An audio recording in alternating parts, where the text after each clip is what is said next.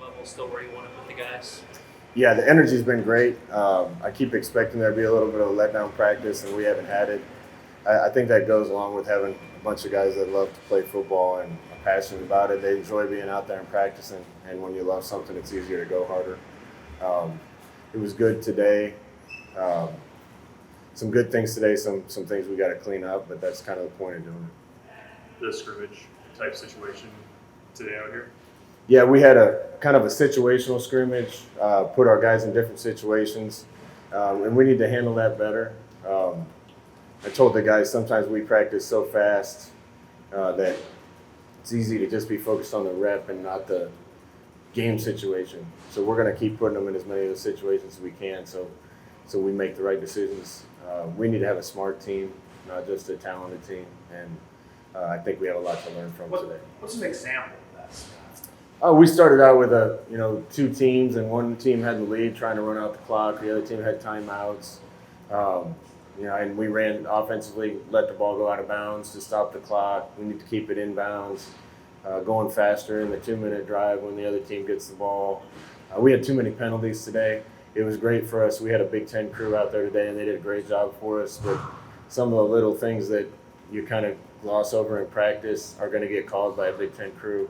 So it's going to be great film for us to watch that and make sure that we're detailing our techniques so those things don't happen. Things like that. Was that the first time you've had an officials crew out here, and how important is that to get in during fall camp?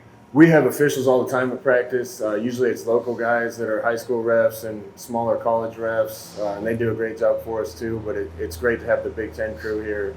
It gives you a real idea how things are going to be called once we hit games. And this group was great. They did a great job for us. And there was a bunch of penalties, so we got a lot to clean up as a team, but that's great to have the experience of seeing that and knowing what we can do and what we can't. At what point can you start to adjust reps or start to slot guys in a little bit in terms of at least guys you know are going to help you? Yeah, today we held a lot of guys out today just because of little injuries and making sure we keep guys healthy. So they're 10 or 12 of some of our best guys that we're going to be counting on didn't take reps. A bunch more only took limited reps. Thought the young guys did a pretty good job. The young guy scrimmage that it turned into after that was a lot better than what I saw last year.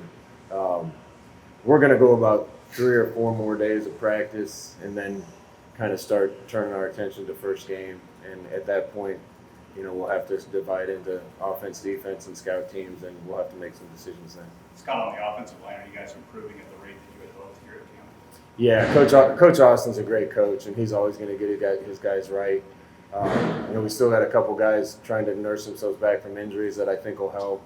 But that unit overall is ahead of where it was last year for sure. Getting some really good plays from our 2 veteran tackles. Bo Wilson's doing a great job, and starting to see some guys play well at the other 2 spots. How do you work special teams in during camp, and how do you feel about where you're at with that phase of the game? We work teams every day, so usually it's 2 teams a day, whether it's punt and kick return or kick and punt return. We worked all 4 units plus PAT and field goal today in the scrimmage, tried to put them in some unique situations today. Feel good about our kickers and punters. We kind of got a battle going on at punter between 2 guys. They both look good today, so we'll let them keep battling out. Overall on special teams, we need to be a lot better at that this year, and I think that's going to be an easy step for us. I think guys recognize the importance of it more, and simply said, I think we got a lot more athletes on the field right now than we did, and you need athletes to cover kicks and block for them, and I think we have a lot more of those guys this year. How important is that unit to establishing maybe some better starting field position than you guys have last year? Yeah, we were low in the country. I can't remember the exact rank now in starting field position offensively. When we get short fields, we feel like we can score with it. Special teams is a huge part of that. Defensively, coming up with a few more 3 and outs or quick stops is going to help us. Turnovers are going to help us. So I want to be a lot better team from a field position standpoint this year. Back to the offensive line. Greg Austin said on Wednesday that Christian Gaylord was nursing an injury and he was not at practice on Wednesday. What is his status and what's the tackle depth like right now? Yeah, I can announce that. We don't talk about injuries. You guys know that, but Christian had a knee injury that's going to keep him out for the year. I think he's been our only potential season-ending guy. Some other guys are playing well. We obviously never want that to happen to anybody, and feel for Christian. But we got some other guys doing good things too, and those guys are just going to have to step up and be ready. What kind of condition did Jakeem get here in? And I know he's just probably in shells now, but what are the early returns on him? Yeah, I've never adjusted a scrimmage for one guy, but we went live for 90% of the scrimmage, and the last 10 or 15% was stud because he wasn't able to wear pants yet. He was in shells only, so we got him some reps. Obviously a talented kid. He's got some work to do to get in the type of condition that the other guys are in, but you can definitely just today see some flashes of what he can do. Hey guys, you guys have added all the athletes that you talk about offensively at the receiver spot. How has Cade Warner continued to fit into what you're doing and your plans moving forward?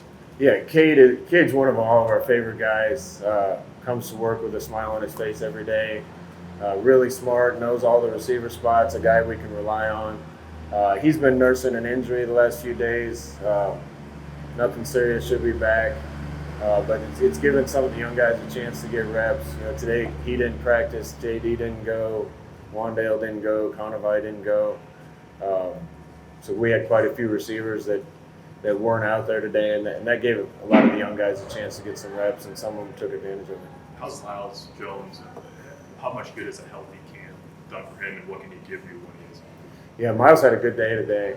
Again, he got some of those opportunities that somebody else might have gotten today. Made some good plays out there, so he's kind of a reflection of the team. Almost across the board, the guys we have are considerably better than they were a year ago, and he's definitely doing some more dynamic things than I saw last camp. Scott, did you expect the walk-on program to grow as strong as it has? And not only the program itself, but the strength of individual walk-ons to be as strong as they have in year 2 fall camp? We're starting to see the benefits of the walk-on program now. I expect it to keep helping us more and more as years go along. Just to pick a couple guys out, and I don't want to leave anybody out, but Trent Hickson has a chance to be a starter for us as a walk-on from right here in the state. Wyatt Mazur keeps getting better and does great things for us.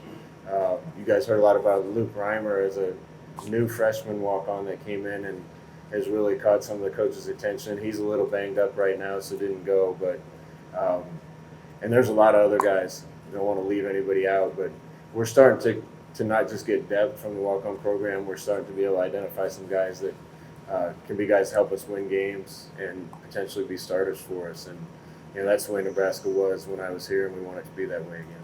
I know you don't pay a ton of attention to recruiting class rankings, but your last 2 were top 20 classes, and that's fine. And then that doesn't even include the walk-ons that you brought on. From just a sheer talent perspective, do you see an infusion of talent? Do you feel like the freshmen and now redshirt freshmen who are on your campus are the kind of players who you compare favorably to what you had at UCF or Oregon in the recruiting classes? Yeah, I don't want to talk about those schools much, but I've been really impressed with this freshman class that just got here. I think we had, as coaches, time to identify not just the type of players we want, but the type of kids we wanted. And a bunch of these new freshmen on campus have been what we thought, and in a lot of cases even more than what we thought. We'll be a complete team when we have 4 or 5 classes like that on our football team and a lot of competition. But this young group has come in, learned really fast, adopted our culture really fast. They're good teammates, and there are some really talented kids in that group. So I think that's going to help our infusion of talent. We got to see which ones are ready to play this year and which ones aren't. Is there an Adrian Martinez, do you think, in this class, a guy that could potentially have that kind of impact? Yeah, I think there's several. I think there's several guys that are going to be household names in Nebraska someday. I talk about Adrian Martinez. Our backup quarterbacks are playing really well right now. Noah Vedro's playing as well as I've seen him play in the time that I've spent with him. He's doing some amazing things. Luke McCaffrey had another good day and continues to impress all of us.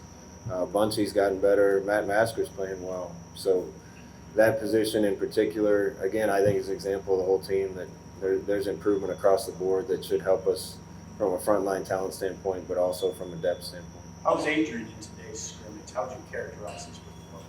Limited. We put him in the 4-minute, 2-minute situation. We put him in a red zone situation. One series of coming out, backed up into our own end zone. And then we got him out of the game. He made some good plays. I think there's a couple lessons he can learn too. But he's had a great camp. He's markedly better than he was a year ago at this time. So again, the progress we've made is great. And I keep talking about everybody's better. It's great, but we have to keep going. We had a long way to go to catch some teams in our league, and we're definitely better, but we can't stop here. Where have you seen Luke's game, Luke McCaffrey's game, grow from when you watched him this spring to where he's entering?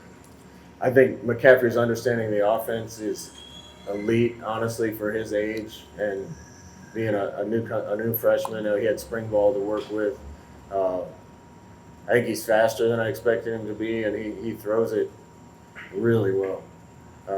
He's also kind of got that knack to make plays when stuff breaks down with his feet or with his arm, and a little bit of the magic that we want our quarterbacks to have, so something can be created even when nothing's there. Good. Thank you. Yep.